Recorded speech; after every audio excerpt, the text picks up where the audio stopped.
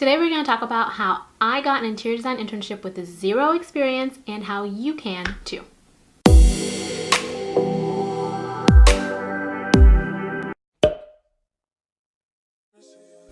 Hi you guys, thank you so much for clicking to watch this video. My name is Sandy if you're new here, and if you're part of the family then welcome back. I want to say thank you. I hit my first 100 subscribers, which I'm really excited about. Might seem like small potatoes to some, but it's not to me. Thank you so much for everyone who's, liking, watching, sharing, subscribing. I really appreciate that. So at the end of this video, if you like it, make sure to give it a thumbs up and to hit the subscribe button below. Today we're going to be talking about how I got my first interior design internship in school while I was still in school, my first year of school, and I had no experience when I did this. So my background is in public relations, so I went to Florida State University, graduated with a degree in communications, and was working at a PR firm and all this, and then I decided to change careers. None of that overlaps with interior design. I had no experience. I didn't know how to read a floor plan or anything, and I was still able to secure an internship. And I think it's by looking at some unconventional ways. So I'm gonna take you guys through that journey. Hopefully there's some things that you see that you can mirror in your life, and I'll talk about some actionable steps that you can take to put yourself in the network of people who are probably looking for assistance. So my first year of school, I joined a group at school called ASID and IIDA, and ASID is American Society of Interior Designers. I'll link their website down below. I'm here in the States. If you are somewhere else, I'm sure there's another organization, but there's also IIDA, which could potentially be wherever you are, which is the International Interior Design Association, I believe, but I'll link that down. And at school, there are student groups, and this is basically just a society of designers who get together. They have lunch and learns, they have conventions, they talk about, upcoming things in design, new products, new paint colors that are trending, all this kind of stuff. It's just a giant networking group of designers. And most schools will have a student chapter on their campus. So I joined the student chapter in the sense that I just signed up and I went to all their meetings and stuff. And they would have lunch and learns, and I went to a lunch and learn. It was about fabrics. Someone came from a fabric company that's here in town, and they were just telling us about their day-to-day, what they do, and just the kinds of things that customers ask for, if they serve residential or commercial, just educating us about their company. And I was really interested in it, as I'm sure as most of the people who were there were interested, because we were all interior design majors. And after the speaker was done, I then approached her after and said, hey, thank you so much for coming to talk to us. Are you guys looking for interns? She told me that no, they were not looking for interns because their company had some kind of privacy thing where they just didn't want outside people coming in that weren't, I guess, full-time at the company or something like that, but she really needed the help and they wouldn't let her get an intern. So after I met with the representative that came from the fabric company, I sent her a thank you email, thank you so much for meeting with me and chatting with me. I loved your presentation. She was like, oh, thank you so much for, being interested in all this. I'm not looking for an intern. However, I may know someone who is, so could you please send your resume? Which was great. I sent her my resume. I wasn't really sure that it would result in anything, but I had my thumbs crossed, and I sent that out to her. Then she put me in contact through email with one of her clients that she served who was looking for assistance. So she just introduced us through email, and then I ended up having a phone call with that interior designer who worked out of her home, and had just she had her own business going on, and that's how I secured my first internship. She called me and was like, hey, I need some help. This is the things I need help with. And I told her, I was very transparent about what stage I was in school. I hadn't taken the software classes yet.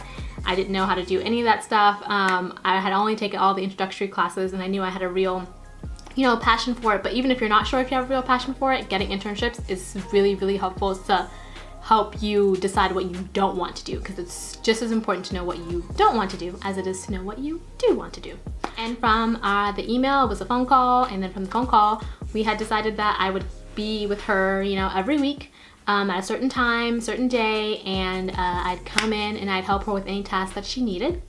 So at that time, I had no experience, and the tasks that you're going to be doing with no experience are not the same that you would be doing if you knew CAD, or if you CAD, which is a software program that helps you do like floor plans and blueprints and such.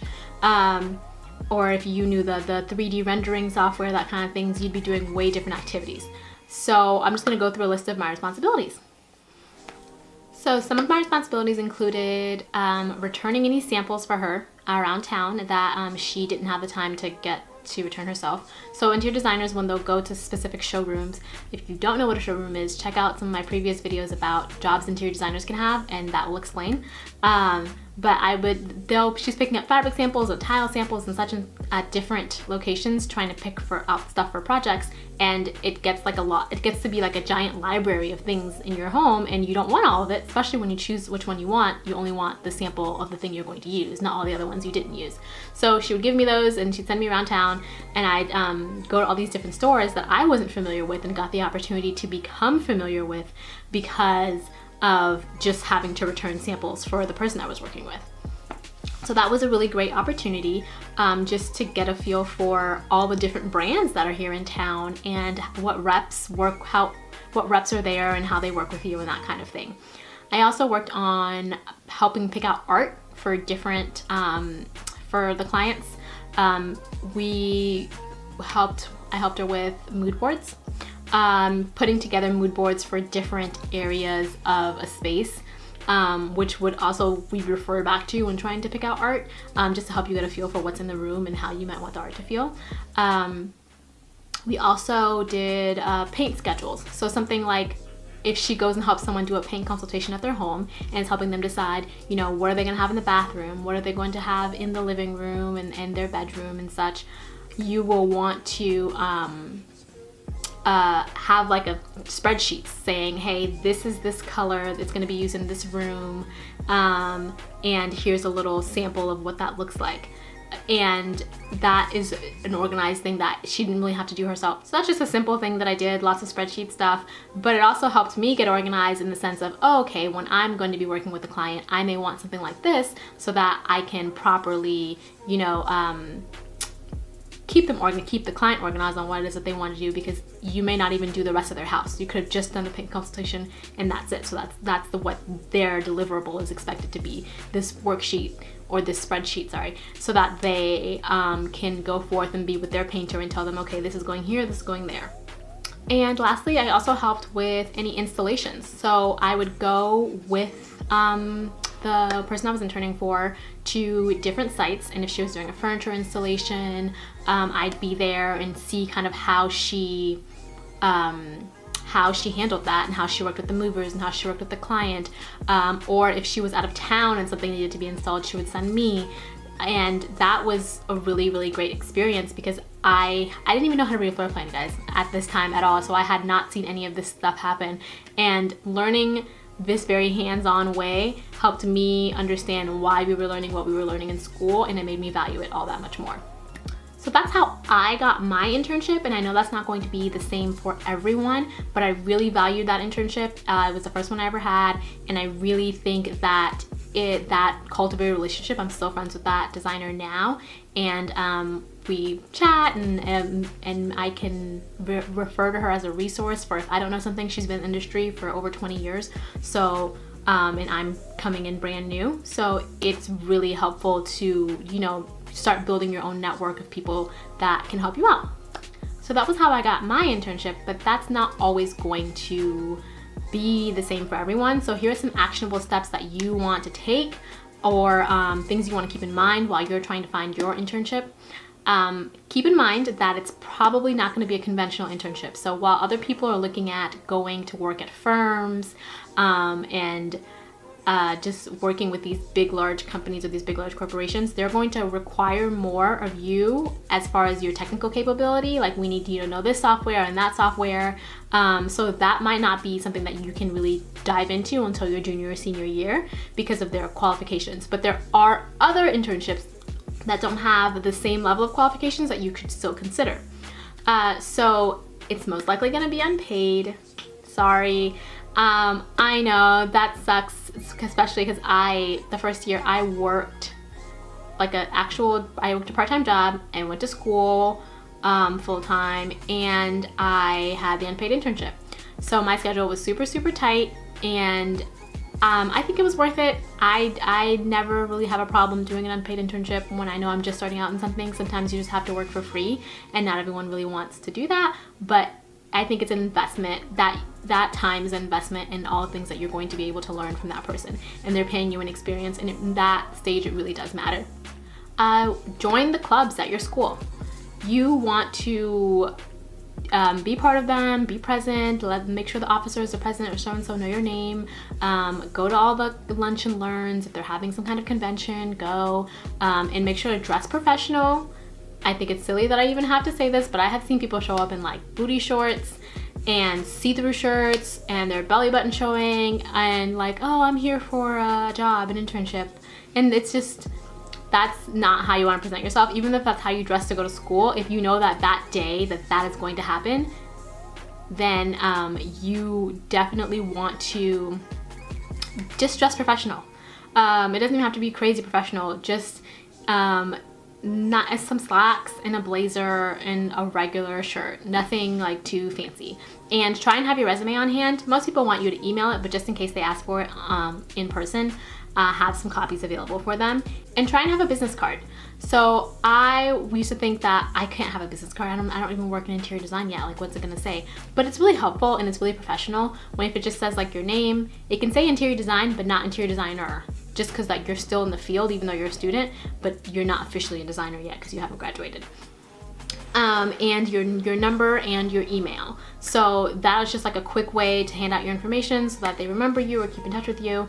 But also make sure you get their email first because they're really busy, so it's most likely that they won't really reach out and take the initiative to email you back. They'll respond to an email that reach out and take the initiative to email you first. But they'll most likely email you back when you take the initiative to email them. So, and again, on that email thing, it's really important just to send people, hey, thank you. Thank you so much for talking with me. And even if you never hear back from them, it's just good to set that kind of, tradition and precedent about yourself. It's very professional, and I think that people really appreciate it. And if it is not viable for you to do an internship that's unpaid and then do a job that's paid and then go to school, I know that that can be really, really hard. Consider some more unconventional ways to get into the design field and get that experience. So there are sites like Havenly and Decorist and Modsy. I think there's like Lauren and Wolf, I think is one of them. I'll try and find those websites and link them down below.